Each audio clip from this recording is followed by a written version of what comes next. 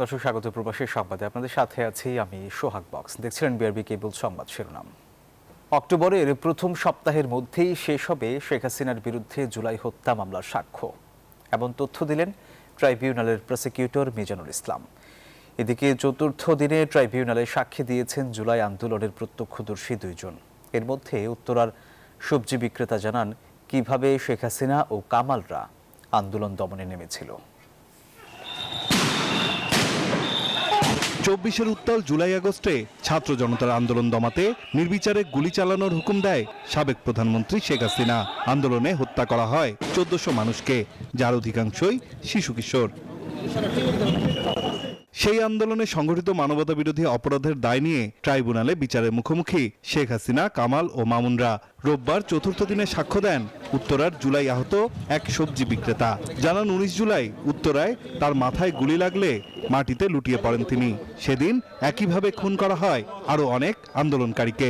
এছাড়া ২০২৪-এর জুলাইয়ে খুলনায় হত্যাকাণ্ডের চিত্র তুলে ধরেন আরেক সাক্ষী। খুলনার আন্দোলনের চলার শেষ মুহূর্তে নগর ভবনের নিকটবর্তী মেয়রের বাড়ির সামনে হঠাৎ করে অতর্কিতে পুলিশ তাদের উপর আক্রমণ করে।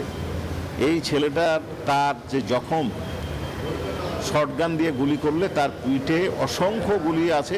সে অনুমান করছে যে সেই গুলির সংখ্যা ৫০০-র বেশি হবে। ওই সময় সে চিকিৎসা পায় নাই। প্রসিকিউটর জানায় সামনের মাসের শেষ নাগাদ অথবা অক্টোবরের প্রথম সপ্তাহে শেষ হবে এই মামলার ৮১ সাক্ষীর সাক্ষ্য গ্রহণ। তদন্তকারী কর্মকর্তা ছাড়া অন্যান্য সাক্ষী আমরা আশা করছি যে আমরা আগামী মাসের মধ্যে, না হলে পরবর্তী মাসের ফার্স্ট উইকে উপস্থাপন কমপ্লিট করতে পারব।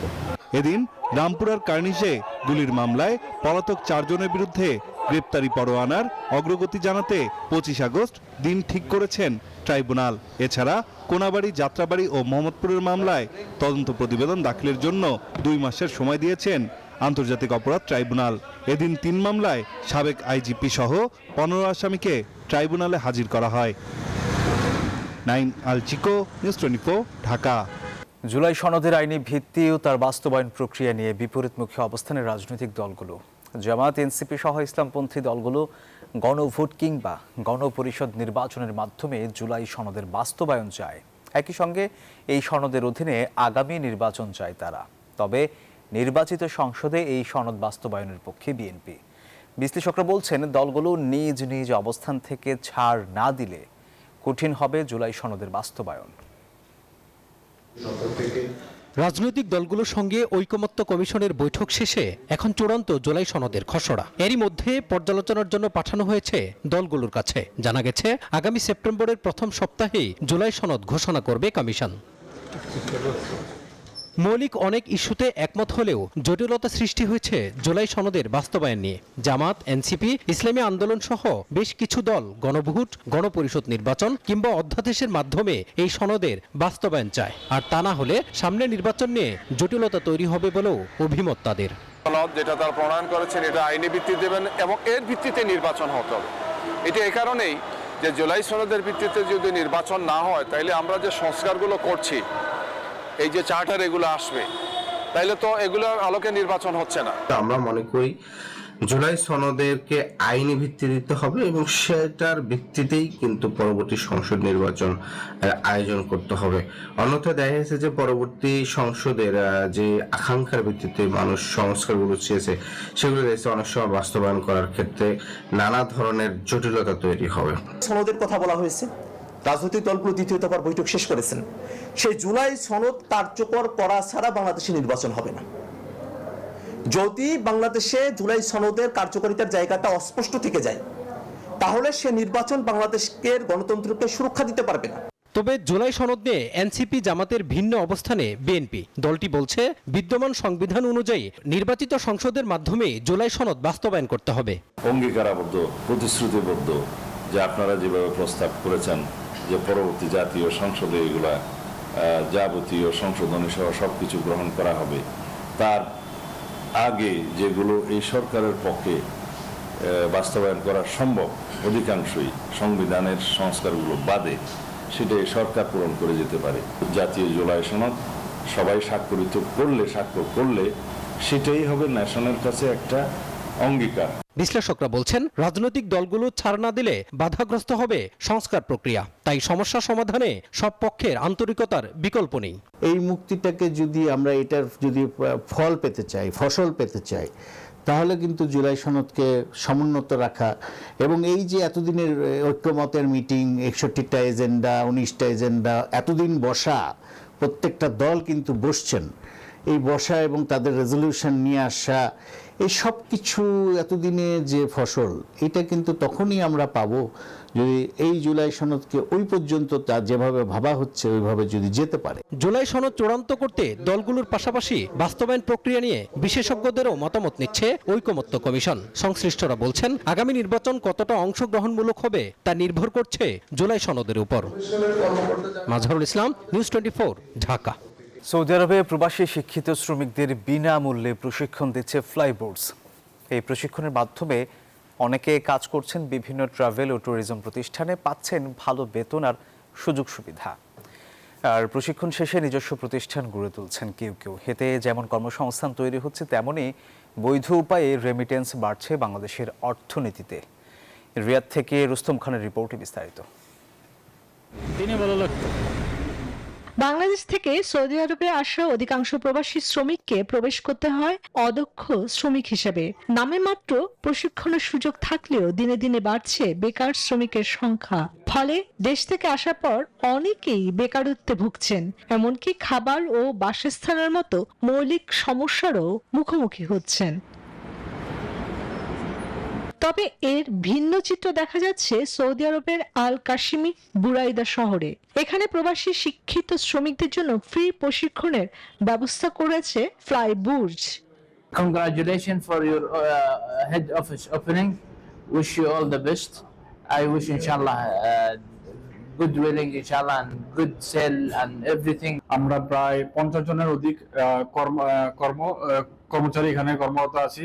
الحقيقة تشرفنا في الحضور في هذا الافتتاح لوكالة فلاي بورج في منطقة القصيم، وهذه إضافة حقيقة। ফ্লাইবোর্ডের কর্ণধার কুমিল্লা দাউদকান্দির সাইফুল্লাহ মোহাম্মদ নিজেই একসময় প্রশিক্ষণ নিয়ে ট্যুরিজম ব্যবসা শুরু করেছিলেন। বর্তমানে তিনি প্রায় 100 প্রবাসী শিক্ষিত শ্রমিককে প্রশিক্ষণ দিয়ে কর্মসংস্থানের সুযোগ করে দিয়েছেন। আমি চেষ্টা করে যাচ্ছি আমাদের বাংলাদেশি দক্ষ ভাইদেরকে এখানে কর্মসংস্থানের ব্যবস্থা করার জন্য। ওনার অধীনে অনেকগুলো অফিস রয়েছে এবং ওনার অধীনে অনেক বাংলাদেশি শিক্ষিত সুদক্ষ কর্মী কাজ করতেছে। ওনার দ্বারা এখানে প্রবাসী ভাইয়েরা তাদের ট্রাভেলসের যত রকম কাজ আছে এবং নতুন ইনভেস্টমেন্ট যারা বিজনেসের জন্য যারা কার্ড বানাচ্ছেন ওনার মাধ্যমে কাজ করছে। এই প্রফেশনে যারা আসতে চান, শিক্ষিত, স্মার্ট, বর্তমান প্রেক্ষাপটে আপনারা অনেক ভালো করবেন। ফ্রি এই প্রশিক্ষণের মাধ্যমে অনেক প্রবাসী চাকরির পাশাপাশি নিজস্ব প্রতিষ্ঠান গড়ে তুলেছেন। এতে যেমন কর্মসংস্থান তৈরি হচ্ছে, তেমনি বৈধ উপায়ে রেমিটেন্স বাড়ছে দেশের অর্থনীতিতে। Desk report, news 24। বরফাচ্ছন্ন কানাডার প্রকৃতির মাঝে গরমের সময়টায় প্রবাসীরা ফিরে পান এক ভিন্ন আমেজ। চলে যান প্রকৃতির সৌন্দর্য উপভোগে, ক্যাম্পিং সহ নানা আয়োজনে। একে অপরের সান্নিধ্যে আসার উপযুক্ত সময় হিসেবে চড়ুই ভাতিকে বেছে নেন কানাডায় বগুড়া সোসাইটি অব ক্যালগারি। একই সঙ্গে নতুন প্রজন্মকে শেকড়ের সঙ্গে পরিচিত করার এক অনন্য উদ্যোগ। বিস্তারিত কানাডা থেকে লাইলা নুসরাতের ডেস্ক রিপোর্টে। কানাডায় দীর্ঘ 8 মাস জুড়েই থাকে বরফের আস্তরণ, তাই স্বল্প 4 মাসে গ্রীষ্ম হয়ে ওঠে প্রবাসী বাংলাদেশিদের জন্য আলাদা আবহ। আর সেই সুযোগে একে অপরের কাছাকাছি আসতে আয়োজন করে নানা উৎসব, পিকনিক থেকে ক্যাম্পিং, আনন্দের সব আয়োজনে মেতে ওঠেন প্রবাসীরা। আমাদের এখানে আজকে অনেক লোকের সমাগম হয়েছে। 2007 সাল থেকে আমরা এই বগুড়ার পিকনিকটা করছি এখানে ক্যালগারিতে এবং আমরা অনেক আনন্দিত। বগুড়ার পিকনিক চলছে এবং সারাদিন ব্যাপী সকালে ব্রেকফাস্ট, দুপুরের খাবার, রাতের ডিনার এখন শুরু হয়ে গেছে এবং সবকিছু মিলে চমৎকার একটা চমৎকার ওয়েদার ছিল আজকে। ক্যালগারির অদূরে স্টাথমোর কিন্সম্যান পার্কে আয়োজন করা হয় বগুড়া সোসাইটি অফ ক্যালগারির বার্ষিক বনভোজন। মেঘ আর রোদের লুকোচুরি আর প্রকৃতির মনোরম পরিবেশে মিলন মেলা পরিণত হয় প্রবাসী বাংলাদেশিদের সমাগমে। প্রতি বছর আমরা এই সময়টার জন্যই অপেক্ষা করি। আমরা বগুড়া সোল এই বছরের জন্য আমরা একটু লেট হয়ে গেছি, কিন্তু তারপরেও বহুত লোক আসছে, সবাই খুব এনজয় করতেছে। দিনব্যাপী অনুষ্ঠানে শিশু কিশোরদের জন্য ছিল নানা খেলার প্রতিযোগিতা, আর বড়দের জন্য ছিল বিনোদনের আয়োজন। খাবারের আসরে পরিবেশিত হয় ঐতিহ্যবাহী বগুড়ার বিশেষ পদ আলু ঘাটি, সঙ্গে ছিল সুস্বাদু সব খাবার। শুধু বিনোদন নয়, এই আয়োজন প্রবাসী বাংলাদেশিদের ঐক্য ও সংস্কৃতির বহিঃপ্রকাশ। একই সঙ্গে নতুন প্রজন্মকে নিজেদের শেকড়ের সঙ্গে পরিচিত করার এক অনন্য উদ্যোগও বটে। Desk report, news 24। লোক দেখানোর রাজনীতি বাদ দিয়ে জনগণের কল্যাণে কাজ করার আহ্বান জানিয়েছেন সিলেট জেলা বিএনপির প্রথম সহসভাপতি ও চাকসুর সাবেক আপ্যায়ন সম্পাদক মামুনুর রশিদ মামুন। ফ্রান্সের প্যারিসে কানাইঘাট জকিগঞ্জ প্রবাসীদের আয়োজিত এক মত বিনিময় সভায় তিনি এই কথা বলেন। সভায় সভাপতিত্ব করেন সিলেট জেলা বিএনপির ত্রাণ ও পুনর্বাসন সম্পাদক এখলাসুর রহমান। সঞ্চালনা করেন 8 পয়েন্টের প্রতিষ্ঠাতা ও দ্য জার্নাল পত্রিকার সম্পাদক ফয়সাল মাহমুদ। অনুষ্ঠানে ফ্রান্স, যুক্তরাজ্য ও স্পেন বিএনপির বিভিন্ন পর্যায়ের নেতারা অংশ নেন।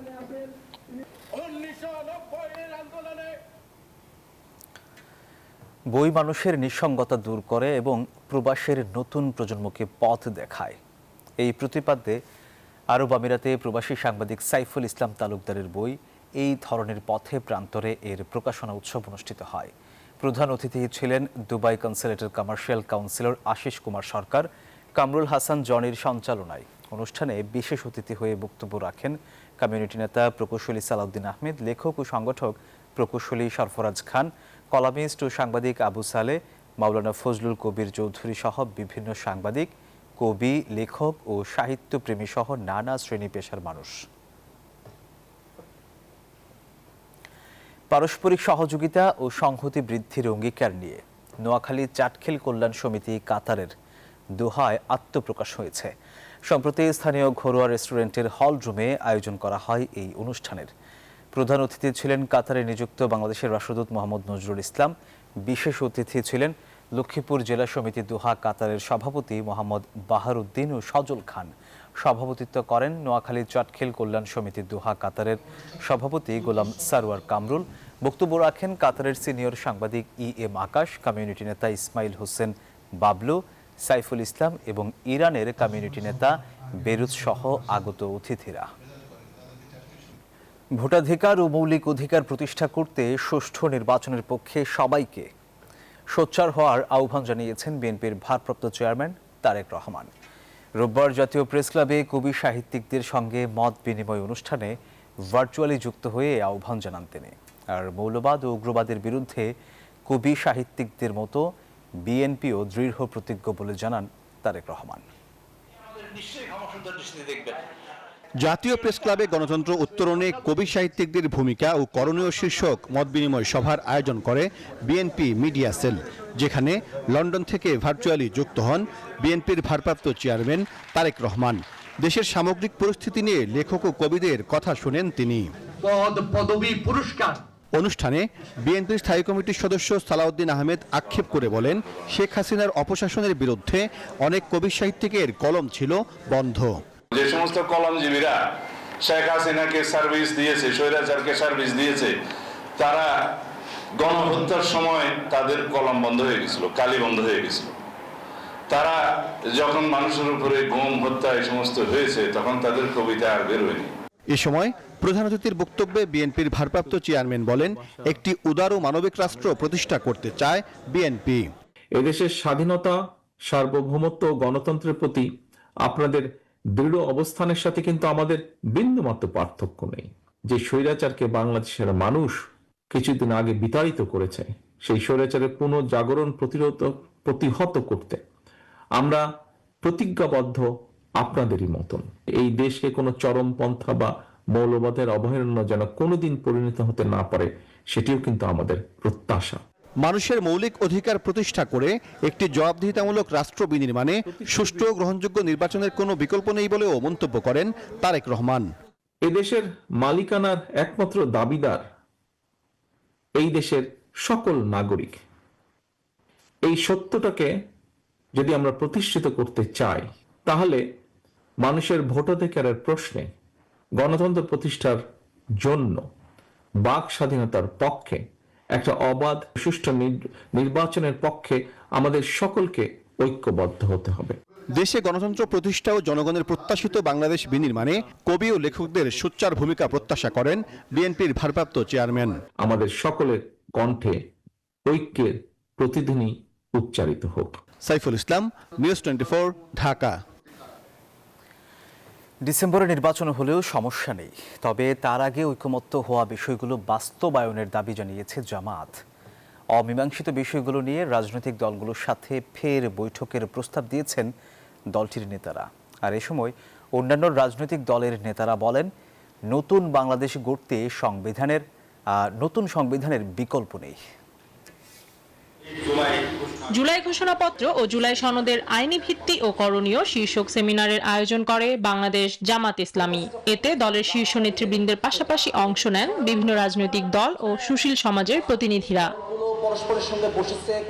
বক্তারা বলেন, ফ্যাসিবাদকে রুখে দিতে জুলাই সনদের আইনি ভিত্তি জরুরি। মানুষের আকাঙ্ক্ষা পূরণে নতুন সংবিধানের পাশাপাশি পিআর পদ্ধতিতে নির্বাচন আয়োজনের তাগিদ তাদের। নতুন বাংলাদেশের জন্য একমত হয়েছি, সেই বিষয়গুলোকে যদি টেকসই করতে হয় তাহলে নতুন সংবিধানের বিকল্প নাই। কতগুলো দল এই আপনার ফেসিবাদের সাথে তলে তলে সম্পর্ক রাখছে, এ ব্যাপারে আমাদের হুঁশিয়ার হতে হবে, কোনো চেতনা প্রাণীর জন্য করতে দেবো না। এ সময় জামায়াত নেতারা বলেন, জুলাই ঘোষণাপত্র ও সনদের আইনি ভিত্তি না দিয়ে বিদ্যমান কাঠামোয় নির্বাচন দিলে আরেকটি ফ্যাসিবাদের জন্ম হবে।